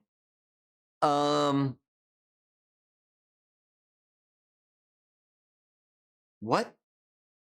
The question is, do I want to do kind of the look of outside of the cities is a Fallout wasteland, or do I want to do some other kind of post-apocalyptic? I mean, bigger isn't always better, especially if you can't make all that space interesting or fun. Yeah. I'm not going to make them super big, but they're gonna be like big enough that like generating encounters and stuff will be the main point of them, while giving them some diversity. And I'm thinking along the lines though of if I go for the Fallout where the world's been destroyed kind of vibe, outside of the cities, but the cities look immaculate, just to have this really tough contrast on each other, that it's like, ooh, why is the world like this right now? Or if I should go more along the lines of, well, the most recent Pocopia game. Because going with the Pocopia look of like, well, not everything's dead just because there's no humans, but some things are destroyed out here.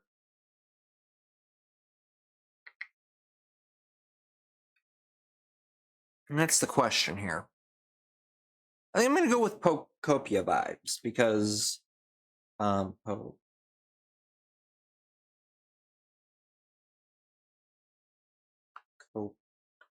because I actually do like playing that game. I probably spelled that wrong, but that's okay.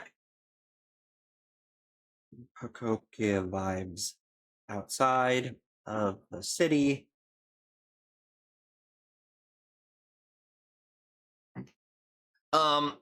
I don't know if you guys have seen this, but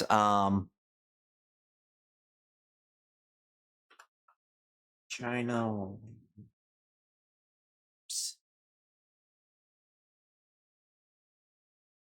I kind of want to do not only something like this.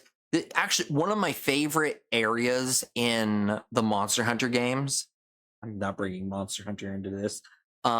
Looks very similar to this. And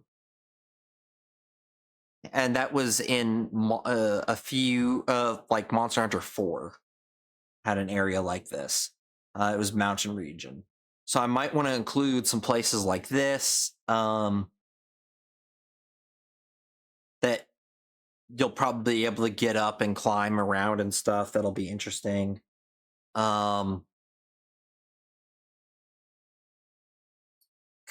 there's another place that I'm thinking of. Maybe that's in Vietnam, actually, now that I think about it.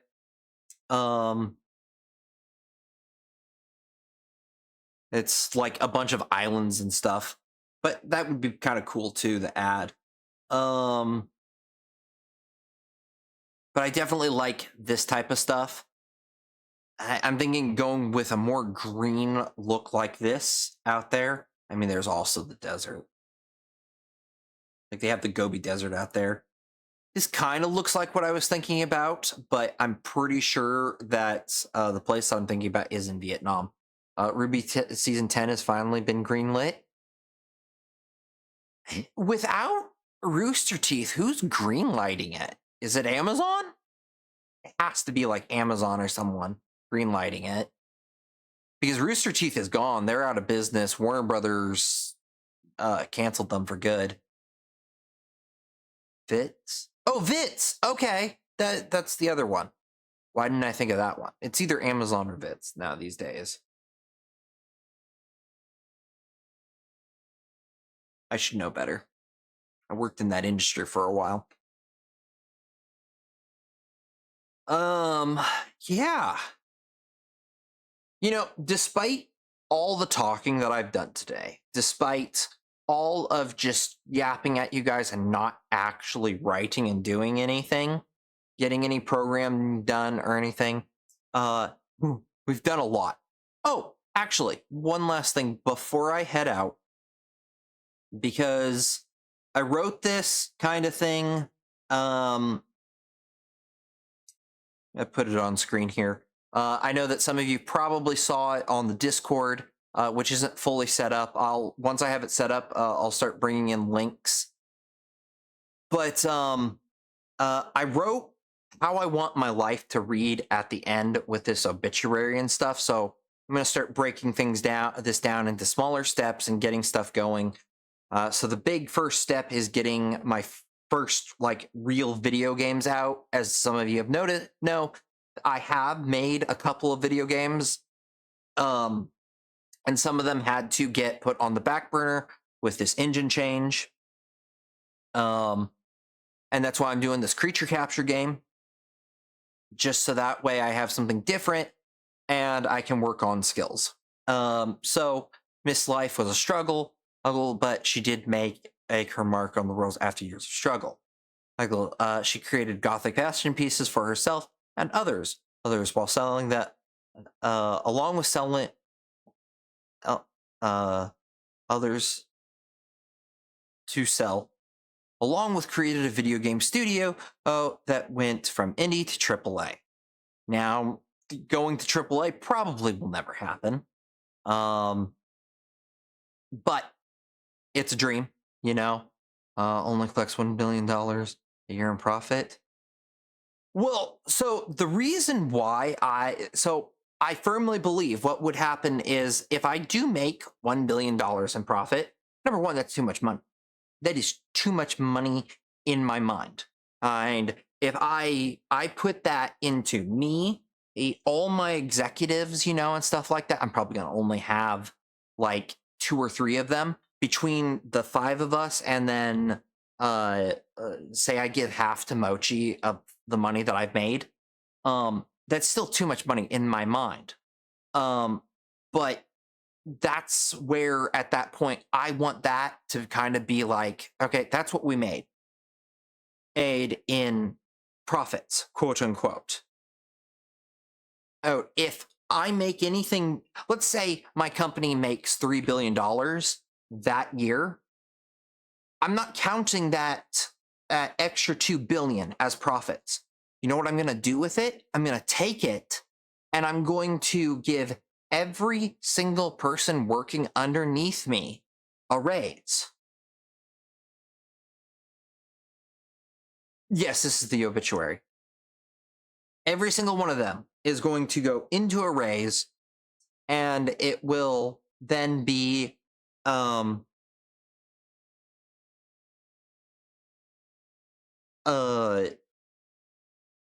put it into, I'm actually going to post this on X, Twitter, or on stream, everything of this is how much we put into being raised for the corporation, you know, or raises that everyone worked for in the corporation.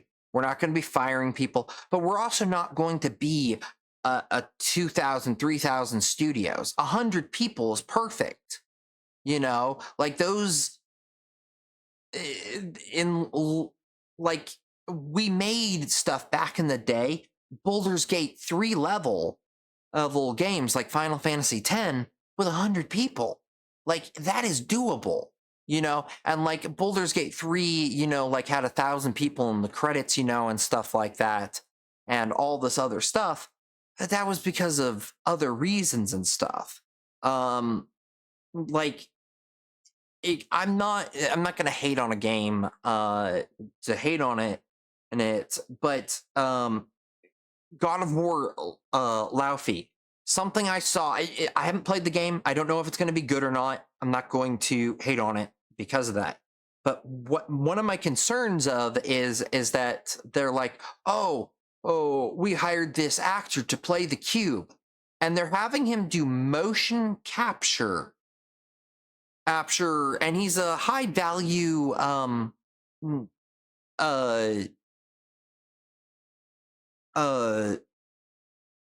actor, you know, and stuff, and they're having him do motion capture inside of this thing for him to be the cube. Why are we paying him to do that? Can we not hire an animator to animate the cube? Can we not, you know, like, I feel like this is a waste of money here. We can cut cost here. Could we just hire some rando to wear the cube thing? Like, if we're going to do motion capture? Something strange about this, because it's not his face. It's like with Smaug, it made sense. And it's like, watch David Cumberbatch get down on all fours and growl and roar at the camera and stuff in his motion captures too. This makes a lot of sense for to pay him for that. The cube, not so much. Anyways, I got off track here. So that's, I feel like I don't want to bloat my company. That's the big thing. I don't want to bloat it, you know, with unnecessary stuff. And also, all the games, I'm only going to sell them probably at, like, if I start reaching the audience that I want, and I start making $1 billion, I'm only selling my games at $30. I'm not going to be selling them at cost. I'm going to be selling them at where I'm only making a few dollars over the amount for the work and stuff like that. Like if we look at what's that game? Silksong. It's an amazing game, and it sold so many copies, and it sold it for the price of what 3 developers would, you know. So only making $1 billion. It's all other profits past that point go into the company for raises.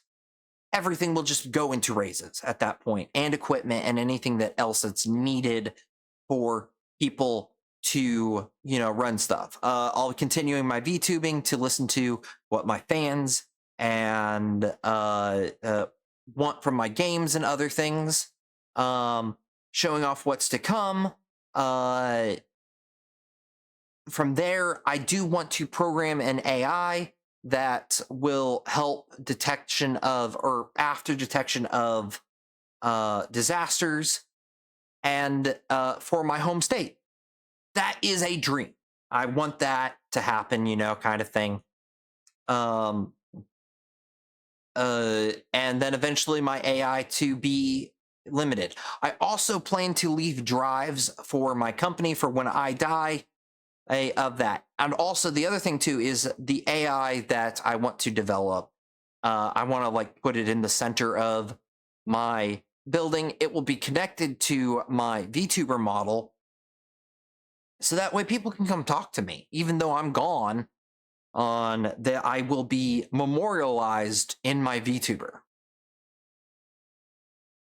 And hopefully that keeps people on track to not destroy the company that I made, you know, with the idea of keeping, you know, gaming for the people. Because it's not every game is made for everybody, but the gamer is made for the gamers, you know, and stuff.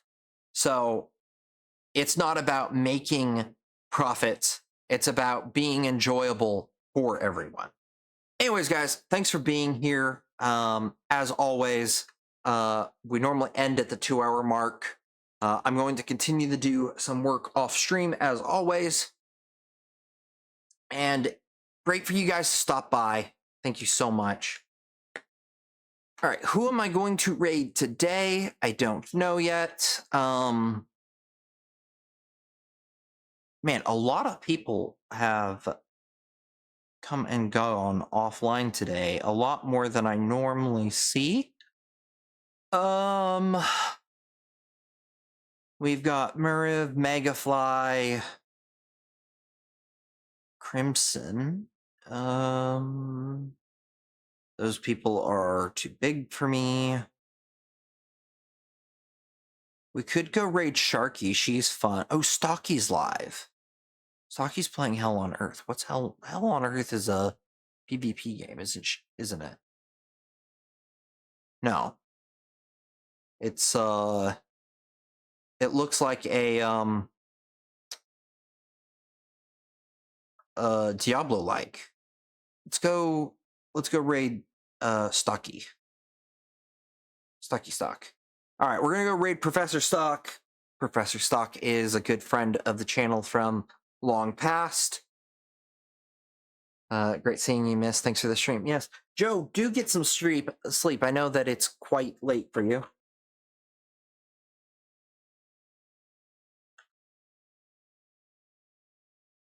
Oh, also one quick announcement. Me and my friend on the 13th will be playing Pal World. 3 p.m.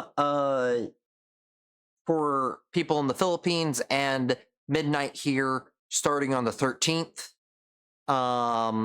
So every Monday for you guys in the Philippines. Yeah. And also remember, on this raid, Wolf Woman Lab raid. See. All right, guys. I will catch you guys all next time.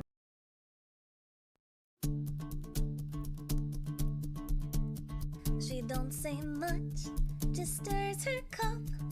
One hand down and one held up. Tea for a friend, flame for a foe. You won't know it till it's time to go. She's either brewing a brew or lighting a boom. A warm, happy smile or clearing the